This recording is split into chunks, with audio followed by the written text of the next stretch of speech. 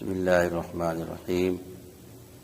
نحمده نصلی ونسلم علی رسولہ الکریم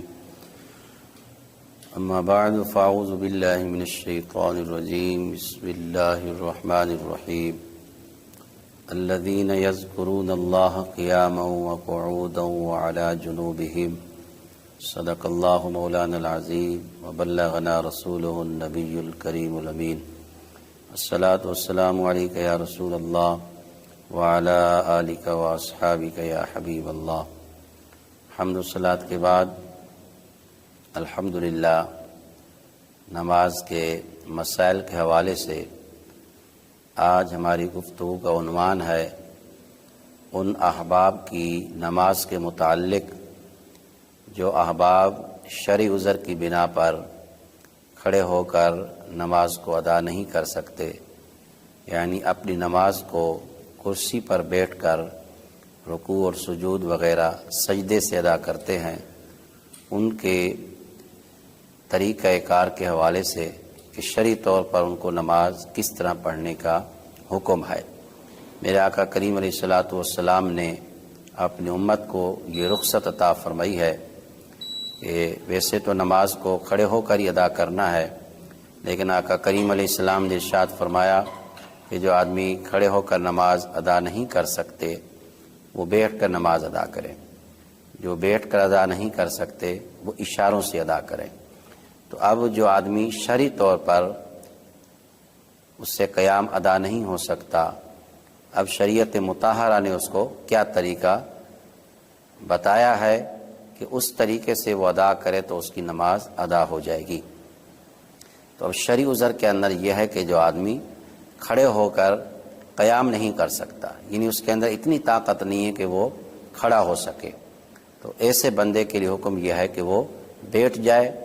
زمین پر بیٹھ جائے یا کرسی وغیرہ کے اوپر بیٹھ جائے، اور اس سے قیام ساقط ہو جائے گا۔ اب وہ قیام جو اس کو کھڑے ہو کر ادا کرنا تھا وہ بیٹھ کر کرے گا۔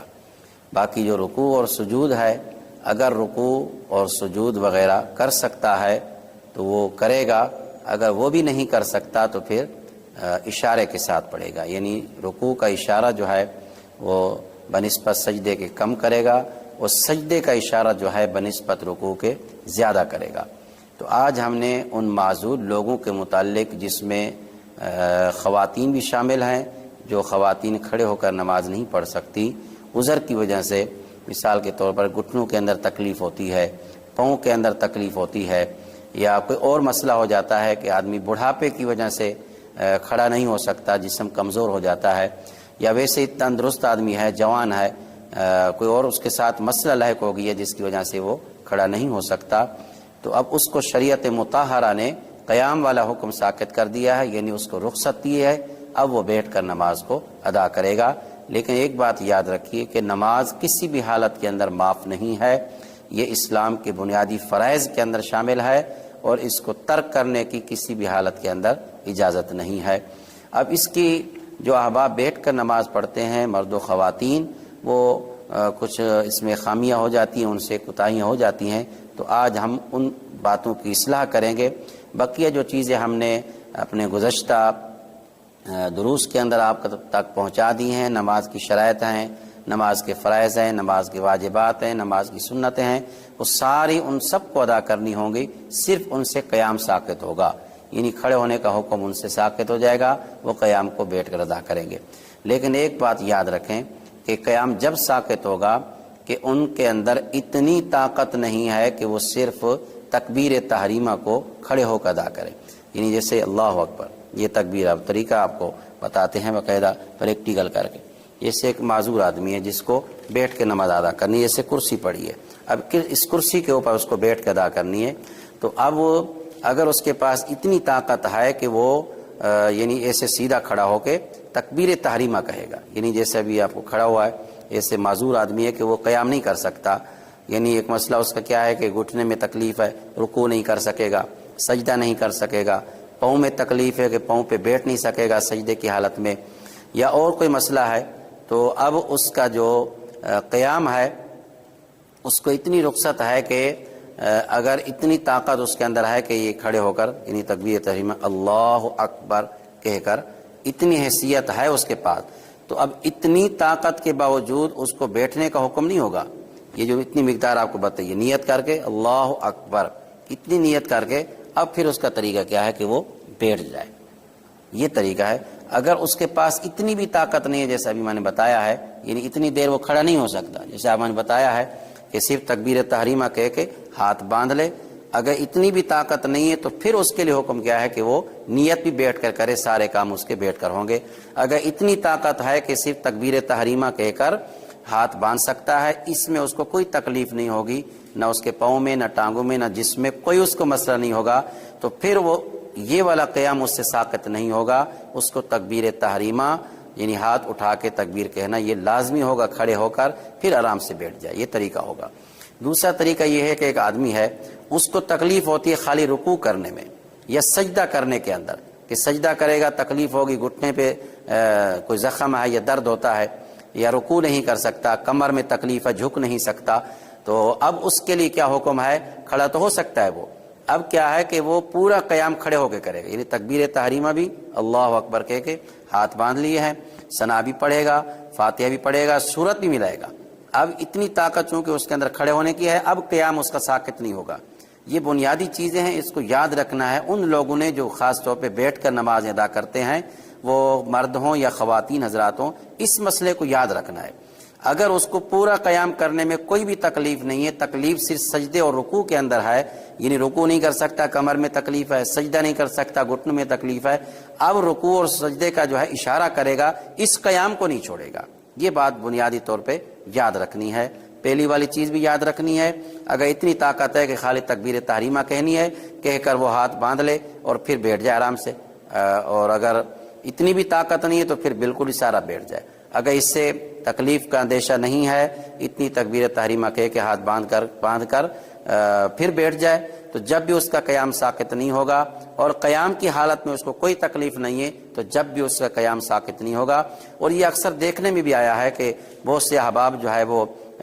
نماز کے علاوہ کھڑے ہو کر کافی دیر کھڑے بھی ہو سکتے ہیں، گفتگو بھی کر سکتے ہیں، لیکن جب نماز کا ٹائم آتا ہے تو بیٹھ جاتے ہیں۔ ایسے احباب کی نماز نہیں ہوتی، کیونکہ قیام فرض ہے اور وہ ساقط ہو گیا ہے۔ اب اگر نیت کر کے وہ بیٹھ گئے ہیں، اب اس کا طریقہ جو ہے آپ نے اچھی طرح سمجھنا ہے تاکہ نمازیں خراب نہ ہو۔ تکبیر تحریمہ آپ نے کھڑے ہو کر کی ہے، اگر کھڑے بھی نہیں ہو سکتے بالکل بھی بیٹھ کر تکبیر تحریمہ ویسے کرنی ہے اور ہاتھ بھی ویسے باندھنے ہیں۔ اب آپ نے اگر اپنی نماز پڑھ رہے ہیں تو وہ ساری چیزیں آپ کو پڑھنی ہے جو ہم پچھلے درس میں بتا چکے ہیں۔ اگر امام کے پیچھے ہیں، ابتدا میں شامل ہوئے تو صرف ثنا پڑھنی ہے اور کچھ بھی نہیں پڑھنا۔ اب اگلا طریقہ ہے، یہ پاؤں آپ دیکھ رہے ہیں، پاؤں زمین پہ لگے ہوئے ہوں، آپ پاؤں کو دیکھ رہے ہیں، ان پاؤں کو زمین کے اوپر لگا کے رکھنا ہے۔ آپ بھلے کرسی پہ بیٹھے ہیں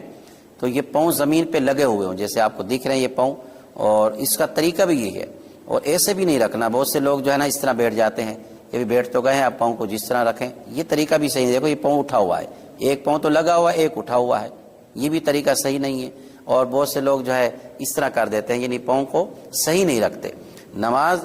جب بیٹھ کر کرسی پہ پڑھیں تو یہ طریقہ ہے نماز کے ادا کرنے کا کہ پاؤں آپ کے زمین پہ لگے ہوئے ہوں۔ اب آپ نے ہاتھ باندھا ہے، قیام آپ کا ہو گیا، جو بھی آپ نے پڑھنا ہے، ثنا پڑھی ہے، سورہ فاتحہ پڑھی ہے، سورہ ملائی ہے اس کے ساتھ، اب رکوع کے اندر جانا ہے، تو اب یہ رکوع کے لیے آ جائیے۔ یہ دیکھیں، یہ قیام سے صرف اتنا آپ نیچے ہو جائیں، یہ ہوگی آپ کا رکوع۔ یہاں 3 بار تسبیح پڑھنی ہے، پھر آپ نے ویسے سیدھا ہونا جیسے آدمی کھڑا ہونے والا سیدھا ہوتا ہے۔ اب جب آپ سجدے کے اندر جائیں گے تو اگر سر سے کرنا ہے تو اس طرح تھوڑا نیچے ہو جائیں، اتنا نیچے ہو جائیں تاکہ پتہ چلے کہ یہ پہلے والا جو اشارہ ہے وہ رکوع کا ہے۔ میں پھر کر کے دکھاتا ہوں، یہ ہاتھ باندھے، اب یہ رکوع میں جا رہے ہیں، یہ دیکھیں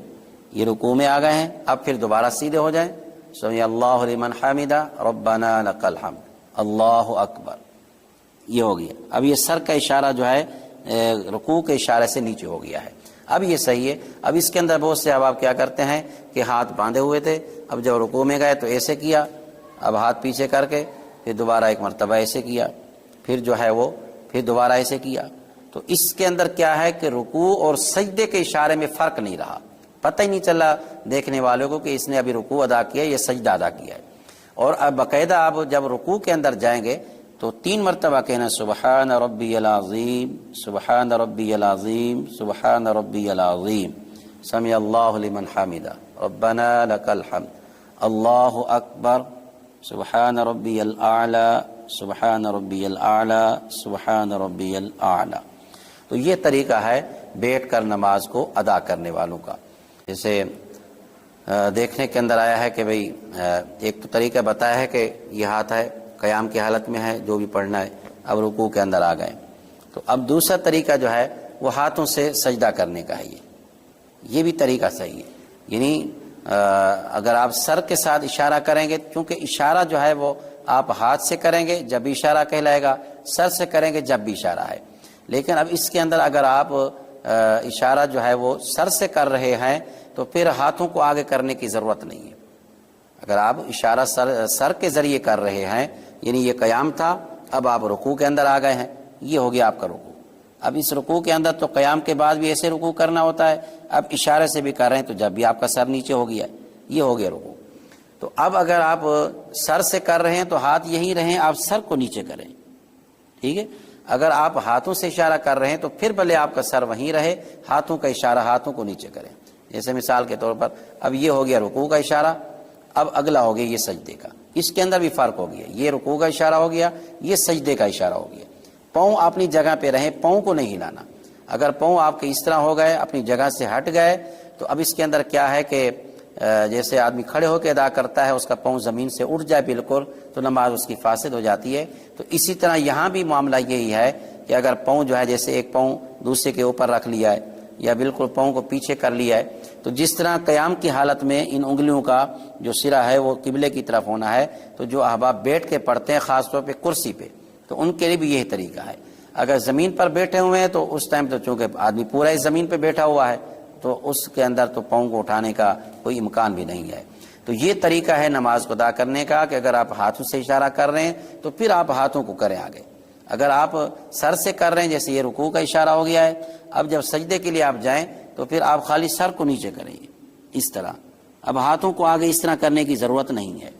کیونکہ اس طرح پھر دو اشارے ہو جائیں گے، ایک ہاتھ کا اشارہ ہو جائے گا، ایک سجدے کا اشارہ ہوگا۔ اور یہی احکام ہے خواتین کے لیے بھی جو ہمارے اس چینل کے ذریعے استفادہ کر رہی ہیں، ان کا طریقہ کار بھی یہی ہوگا۔ تو ان چیزوں کو یاد رکھنا، جہاں شریعت نے قیام کو ساقط کیا ہے، آپ کو رخصت دے دی ہے، اس کی کیا حد ہے، کیا مقدار ہے، وہ آغاز کے اندر ہم آپ کی خدمت میں پیش کر چکے ہیں۔